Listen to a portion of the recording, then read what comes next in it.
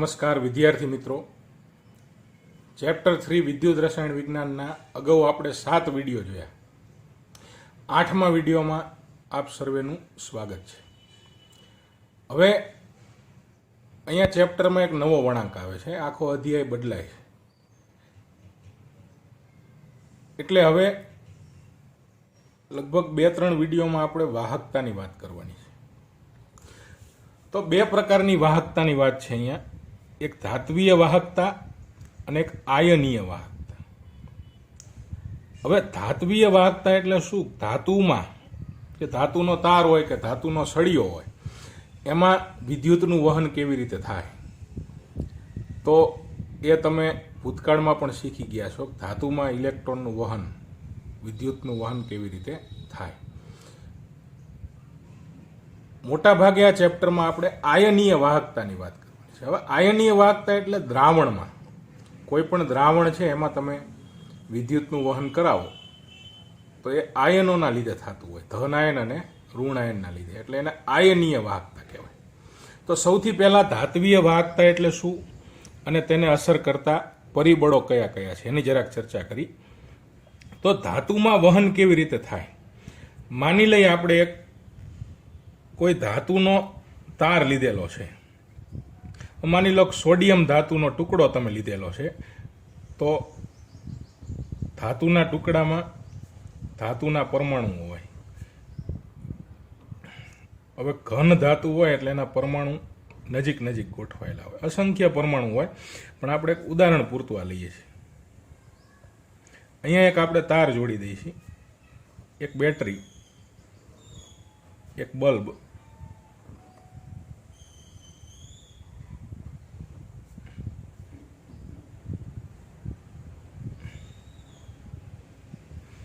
તો આ બાજુ ધન ધ્રુવ છે ને આ બાજુ ઋણ ધ્રુવ, એટલે આ બાજુ માઇનસ ચાર્જ છે, આ બાજુ પ્લસ ચાર્જ છે। હવે આમાં કોઈ પણ ધાતુનો પરમાણુ હોય એમાં બહારની કક્ષામાં ઇલેક્ટ્રોન હોય। હવે અહીંયા સોડિયમ ધાતુની આપણે વાત કરીએ છીએ તો સોડિયમની ઇલેક્ટ્રોન રચના 281, એટલે એની બહારની કક્ષામાં 1 ઇલેક્ટ્રોન હોય સંયોજકતા કક્ષામાં। તો અહીંયા આપણે 1 ઇલેક્ટ્રોન દર્શાવી છીએ સંયોજકતા કક્ષા।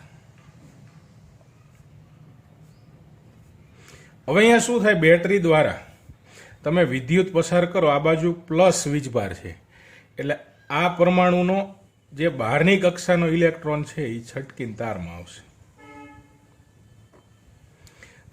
અહીંયાથી ઇલેક્ટ્રોન નીકળે એટલે અહીંયા ખાલી જગ્યા પડે, જે ખાલી જગ્યા પડે એને હોલ અથવા વીવર કહેવાય, હોલ, વીવર અથવા છિદ્ર। હવે અહીંયા ખાલી જગ્યા પડી એટલે હવે બાજુના પરમાણુનો ઇલેક્ટ્રોન અહીંયા આવશે, તો અહીંયા હોલ પડશે, એ રીતે બાજુનો અહીંયા આવશે, અહીંયા ખાલી જગ્યા છિદ્ર પડશે, પાછો અહીંયા આવશે, એટલે અહીંયા હોલ સર્જાય, પાછો ઇલેક્ટ્રોન અહીંયા આવે, અહીંયા હોલ સર્જાય, પાછો ઇલેક્ટ્રોન અહીંયા આવે, અહીંયા હોલ સર્જાય। હવે અહીંયાથી જે ઇલેક્ટ્રોન નીકળો તો એ બેટરીમાં થઈ વળી પાછો અહીંયા દાખલ થઈ જાય, એટલે આમ કરતાં કરતાં વિદ્યુત છે એ સમગ્ર ધાતુમાંથી પસાર થઈ જાય। તો આ સરળ વાત છે, ધાતુમાં વિદ્યુતનું વહન છે એ ઇલેક્ટ્રોન દ્વારા થાય છે, એટલે આપણે અહીંયા કહી શકીએ કે ધાત્વીય વાહકતા અથવા ઇલેક્ટ્રોનીય વાહકતા, કારણ કે ધાતુમાં વિદ્યુતનું વહન કોના દ્વારા થાય છે? મુક્ત ઇલેક્ટ્રોન દ્વારા થાય। હવે અહીંયા હોલનો વીજભાર શું હોય છે? ધન કે ઋણ? તો ઇલેક્ટ્રોન છે એ હોલ તરફ આકર્ષાય છે, તો કહી શકાય કે જે હોલ છે, વીવર છે અથવા છિદ્ર છે એ ધન વીજભારિત હોવા જોઈએ, તો જ ઇલેક્ટ્રોન એના તરફ આકર્ષે। તો હોલ છે એ ધન વીજભારિત હોય। રૈવાજિક વિદ્યુત પ્રવાહ તમે ફિઝિક્સમાં શીખો છો। હવે અહીંયા વિદ્યુતનું વહન છે આ બાજુ થાય, પણ હોલનું વહન કઈ બાજુ થાય? પહેલાં અહીંયા હોલ સર્જાણો, પછી અહીંયા હોલ સર્જાણો, પછી અહીંયા હોલ સર્જાણો, તો હોલનું વહન આ બાજુ થાય। તો તમે એક વિદ્યુત પ્રવાહ લેતા અને એક રૈવાજિક વિદ્યુત પ્રવાહ લેતા, બે વિરોધી લેતા ફિઝિક્સમાં। તો આ થયું ધાત્વીય વાહકતા અથવા ઇલેક્ટ્રોનીય વાહકતા। હવે એને અસર કરતા પરિબળો કયા કયા? તો સૌથી પહેલું પરિબળ છે ધાતુનો સ્વભાવ. તો ધાતુ છે એ વિદ્યુતનું વહન કરશે, અધાતુ છે એ વહન કરશે નહીં. અર્ધધાતુ વહન કરશે પણ ધાતુ જેટલું નહીં. તો આવર્ત કોષ્ટક છે એમાં બહારની કક્ષામાં કેટલા ઇલેક્ટ્રોન છે એના આધારે તમે અલગ અલગ સમૂહમાં ધાતુઓ, અધાતુ અને અર્ધધાતુને મૂકેલી છે. તો આપણે કહી શકીએ કે આવર્ત કોષ્ટકમાં જે સમૂહ 1 અને 2 મતલબ એસ વિભાગમાં છે એ બધી જ ધાતુ છે, બધી જ વિદ્યુતનું વહન કરશે. એવી જ રીતે સમૂહ 3 થી 12 એમાં ડી વિભાગ લઈ લો કે એની અંદર નીચેનો એફ વિભાગ લઈ લો, તો ડી અને એફમાં પણ બધી ધાતુ જ છે. મતલબ એસ, ડી અને એફ ત્રણેય વિભાગ છે એ ધાતુના બનેલા છે. એટલે ત્રણેય વિભાગની કોઈ પણ ધાતુ છે એ વિદ્યુતની સુવાહક જ હોય. હવે પી વિભાગમાં અમુક અર્ધધાતુ છે, અમુક અધાતુ છે, અમુક ધાતુ છે. એટલે પી વિભાગમાં જ આપણે જોવાનું છે કઈ ધાતુ, કઈ અધાતુ, કઈ અર્ધધાતુ, એ પ્રમાણે કઈ સુવાહક અને કઈ અવાહક. એ સિવાય ધાતુ હોય તો ધાતુમાં પણ અલગ અલગ ધાતુની વાહકતા છે અલગ અલગ હોય. તો એનો આધાર જે છે તે ધાતુમાં રહેલા બહારની કક્ષાના ઇલેક્ટ્રોન, સંયોજકતા ઇલેક્ટ્રોન કેટલા છે, બીજું એનું કદ કેટલું ખાસ. હવે જે ધાતુનું કદ નાનું હોય છે તો એના બહારની કક્ષાના ઇલેક્ટ્રોન કેન્દ્ર દ્વારા જકડાયેલા છે, તો એને મુક્ત થવામાં થોડી મુશ્કેલી પડશે. તો જેમ કદ મોટું હોય છે એમ એની વાહકતા વધુ હોય છે, કદ નાનું હોય તો વાહકતા ઓછી હોય. એવી જ રીતે આવર્ત કોષ્ટકમાં ઘણી બધી ધાતુ છે. તમે જમણી બાજુ જઈશો તો કદ છે એ નાના થતા જશે, ઉપરથી નીચે જાઓ તો કદ મોટા થતા જાય, એ તમે વિચારી શકો. એ સિવાય જે પરમાણુ છે એ કેટલા નજીક છે એના ઉપર પણ આધારિત છે. એટલે તમે કહી શકો કે ધાતુમાં જેમ ઘનતા વધુ, મતલબ જેમ પરમાણુઓ નજીક હશે એમ ઇલેક્ટ્રોનની આપલે થવામાં સરળતા રહેશે, તો એની વાહકતા હંમેશા વધારે રહેશે.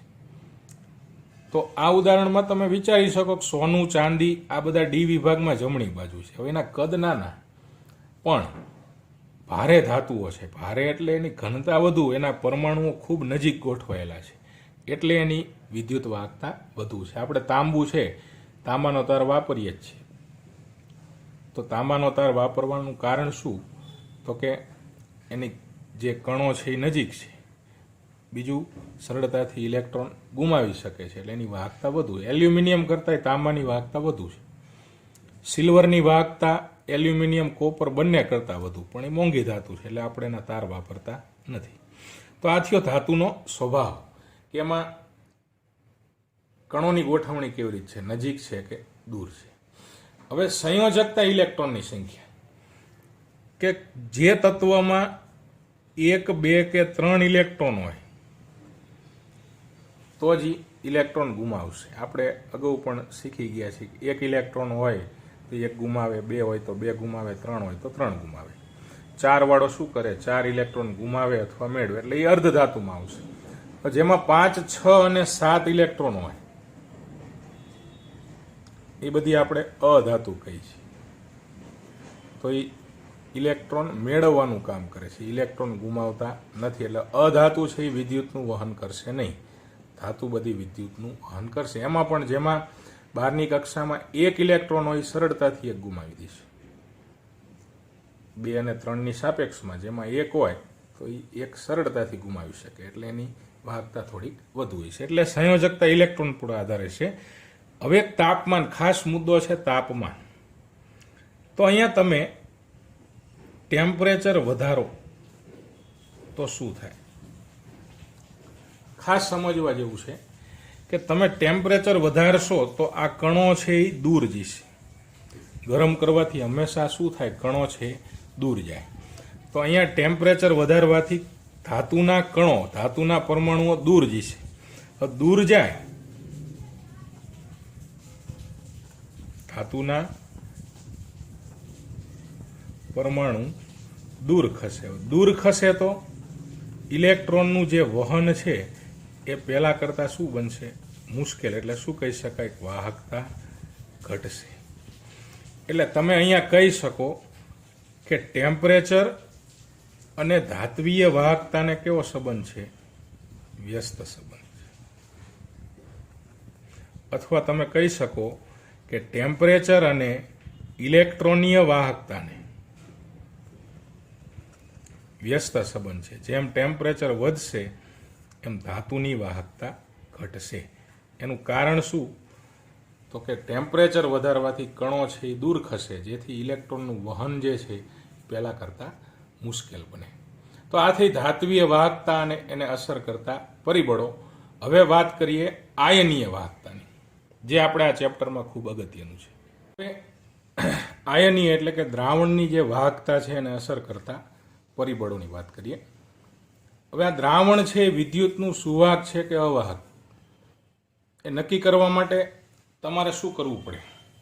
તો સૌથી પહેલાં તમારે દ્રાવણમાં 2 ઇલેક્ટ્રોડ ડૂબાડવા પડે, એક બેટરી જોડવી પડે ને એક અહીંયા બલ્બ જોડવો પડે.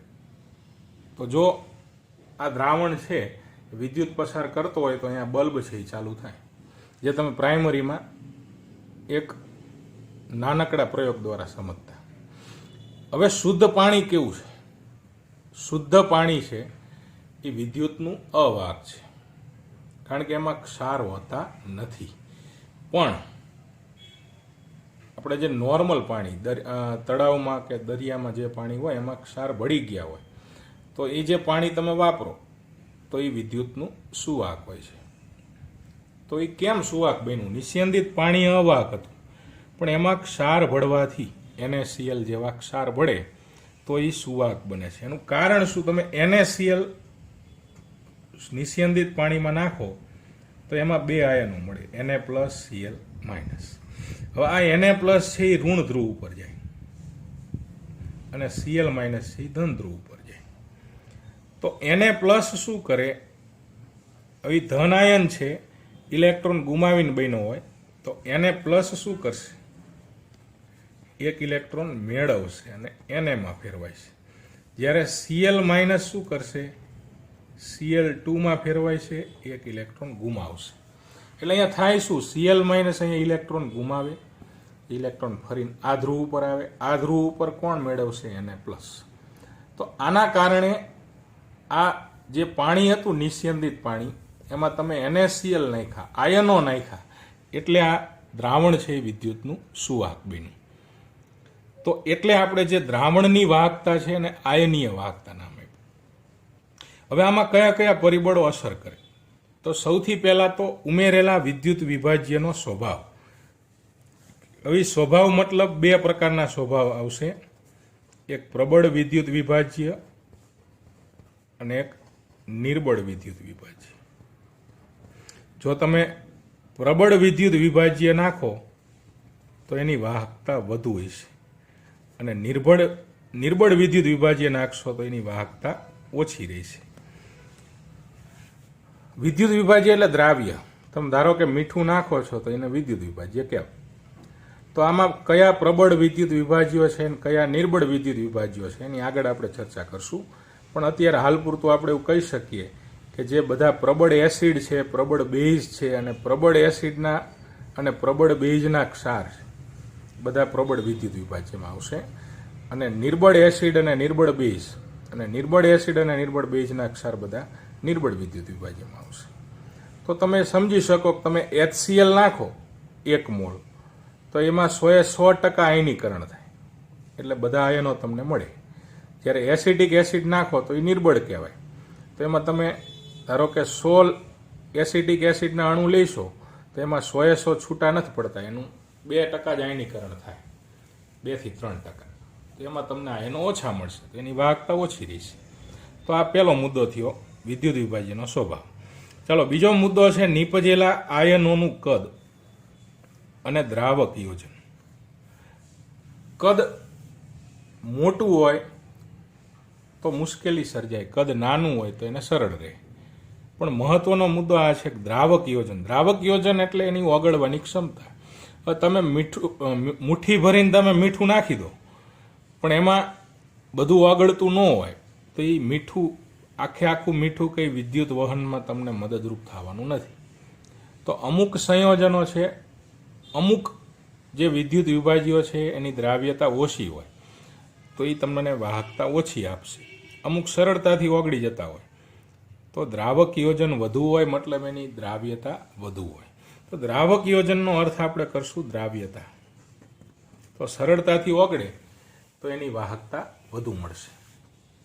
બીજું છે દ્રાવકનો સ્વભાવ. હવે દ્રાવક અહીંયા ધ્રુવીય હોવું જરૂરી છે, કારણ કે આપણે જે વિદ્યુત વિભાજ્ય નાખી છે એ બધા આયનીય નાખી છે. આપણે અગાઉ શીખ્યા ધ્રુવીય દ્રાવક હોય તો ધ્રુવીય દ્રાવ્ય એમાં ઓગળે, અધ્રુવીય દ્રાવક હોય તો એમાં ધ્રુવીય ઓગળે નહીં. ધારો કે મીઠાની જ વાત કરીએ, NaCl વિદ્યુત વિભાજ્ય તમે દ્રાવ્ય લીધું છે.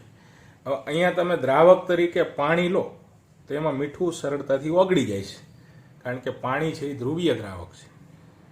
પણ કેરોસીન લો તો કેરોસીન લો તો એમાં મીઠું ઓગળશે નહીં. અહીંયા વાહકતા તમને ઓછી મળશે. એટલે બંને ઉપર આધાર રાખશે કે દ્રાવ્યનો સ્વભાવ શું છે અને દ્રાવકનો સ્વભાવ શું છે. મહત્વનો મુદ્દો છે સ્નિગ્ધતા. સ્નિગ્ધતા એટલે ઘટતા. હવે આપણે એક સિમ્પલ વિચાર કરીએ કે રોડ ઉપર આપણે કોઈ એક સ્થળથી બીજા સ્થળે પહોંચવાનું છે. વચ્ચે વાહનોની સંખ્યા ઓછી હોય તો તમે ઇઝીલી પહોંચી શકો, પણ ટ્રાફિક વધુ હોય તો આપણને પહોંચતા વાર લાગશે. એ જ રીતે અહીંયા ધનાયનોને અહીંયા ઋણ ધ્રુવ ઉપર પહોંચવાનું છે અને ઋણાયનોને ધન ધ્રુવ ઉપર પહોંચવાનું છે.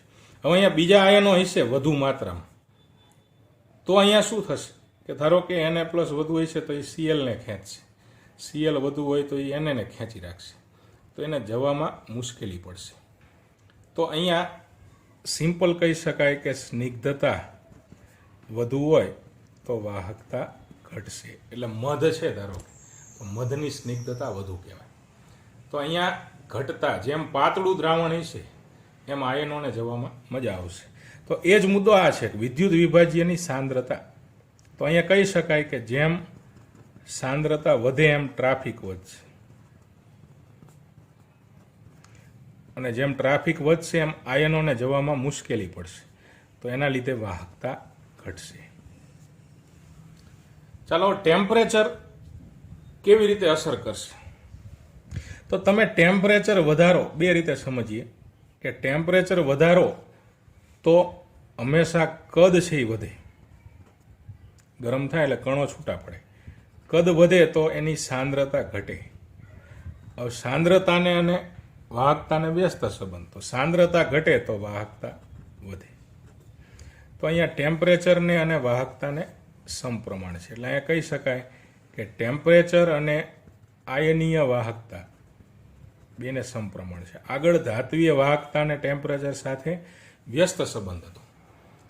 આ જ વસ્તુ બીજી રીતે સમજી શકાય કે ટેમ્પરેચર વધારો તો સ્નિગ્ધતામાં શું થાય? મધ છે, મધ એને તમે ગરમ કરો તો શું થાય? પાતળું પડે. તો ટેમ્પરેચર વધારવાથી સ્નિગ્ધતા ઘટે. સ્નિગ્ધતા ઘટે તો શું થાય? વાહકતા વધે.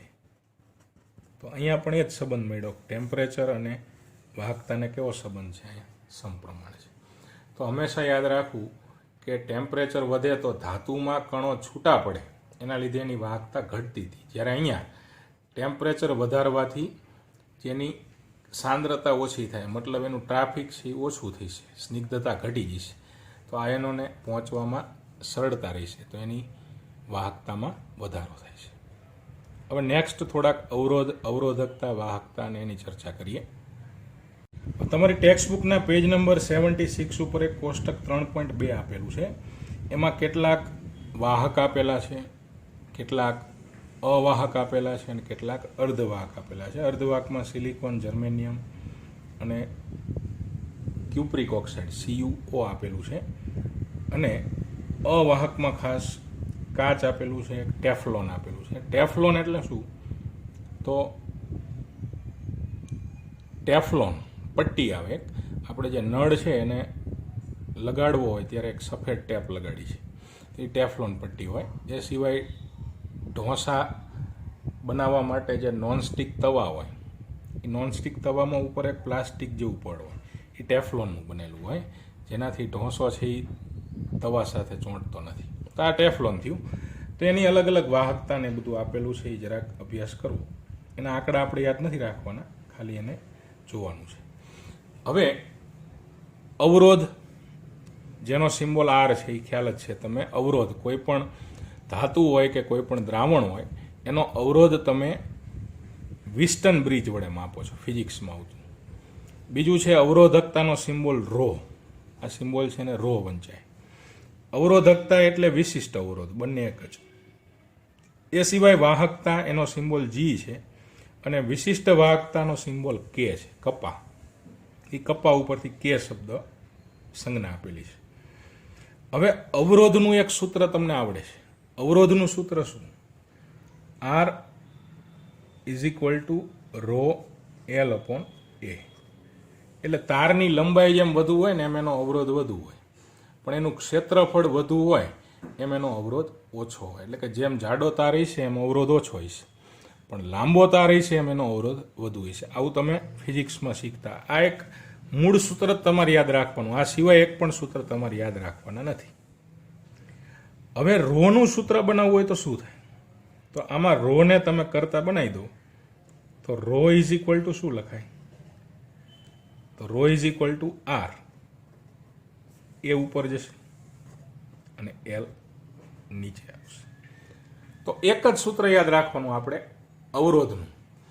હવે બીજી અગત્યની વાત કે અવરોધનો વ્યસ્ત એટલે વાહકતા, અને વિશિષ્ટ અવરોધનો વ્યસ્ત એટલે વિશિષ્ટ વાહકતા. એટલે તમે શું કહી શકો કે જી છે, જીનું સૂત્ર લખવું હોય તો એ કોનો વ્યસ્ત છે? અવરોધનો. એટલે જી બરાબર 1/r લખી શકાય. અને વિશિષ્ટ વાહકતા કે બરાબર શું લખી શકાય? વિશિષ્ટ અવરોધ અથવા અવરોધકતાનો વ્યસ્ત છે, એટલે 1/ρ લખી શકાય. તો આના બીજા સૂત્રો બનાવો હોય તો શું લખાય? જી ઇઝ ઇક્વલ ટુ 1/r એટલે શું? તો 1/ρ અને વ્યસ્ત થઈ જાય A/L. 1/ρ એટલે શું લખી શકાય? તો કે. તો અહીંયા જી બરાબર શું લખી શકાય? કે A/L. તો કાલ યાદ રાખશું. જ્યારે ટાઈમ ન હોય અને ઝડપથી સૂત્ર લેવું હોય તો જીનું સૂત્ર થાય કાલ. એવી જ રીતે અહીંયા 1/ρ 1/ρ છે તો કે ઇઝ ઇક્વલ ટુ શું લખાય? 1/r. આનો વ્યસ્ત એટલે કે L/A. તો અહીંયા શું લખી શકાય? કે ઇઝ ઇક્વલ ટુ 1/r એટલે શું? તો જી. તો GL/A. તો ગલા. મતલબ યાદ રાખવા માટે અહીંયા કાલ અને અહીંયા ગલા. તો આ બંને સૂત્રો આપણને મળી ગયા. હવે આના એકમોની ચર્ચા કરવાની છે. અવરોધનો એકમ શું છે? અવરોધનો એકમ ઓહમ.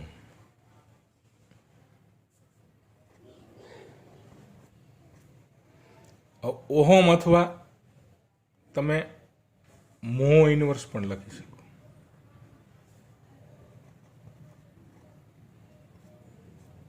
એટલે મોનો વ્યસ્ત કરો તો ઓહમ થઈ જાય.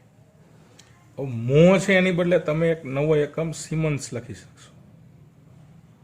એટલે મો ઇઝ ઇક્વલ ટુ સિમેન્સ. આટલું એક યાદ રાખશું.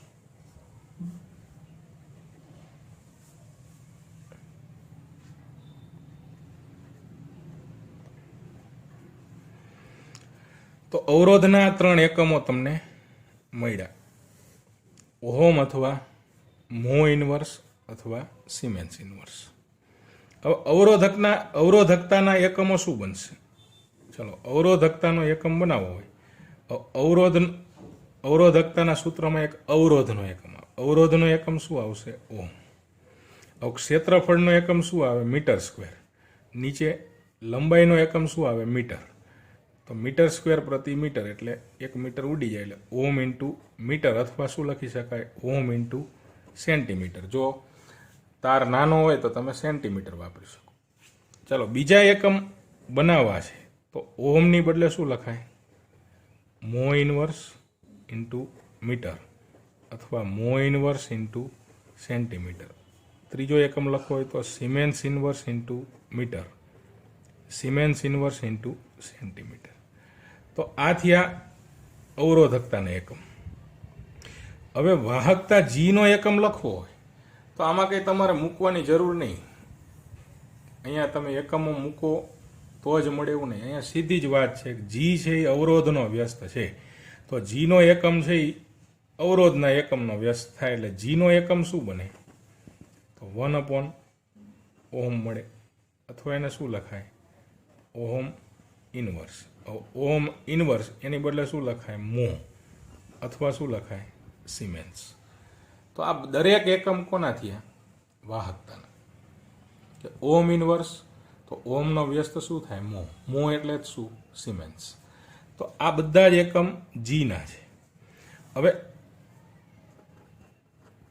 વિશિષ્ટ વાહકતા કે ના એકમ તારવવા, તો વિશિષ્ટ વાહકતા કે છે એ કોનો વ્યસ્ત છે તો કે અવરોધકતાનો. અવરોધકતાના એકમ છે એનો વ્યસ્ત કરી નાખો સીધો, તો શું લખાય 1/ઓહમ ઇન્ટુ સેન્ટીમીટર, અથવા ઓહમ ઇન્ટુ મીટર. એટલે આને આ રીતે લખાય ohm inverse centimetre inverse. Ohm ઇન્વર્સની બદલે શું લખાય મો સેન્ટીમીટર ઇન્વર્સ, અથવા સિમેન્સ સેન્ટીમીટર ઇન્વર્સ.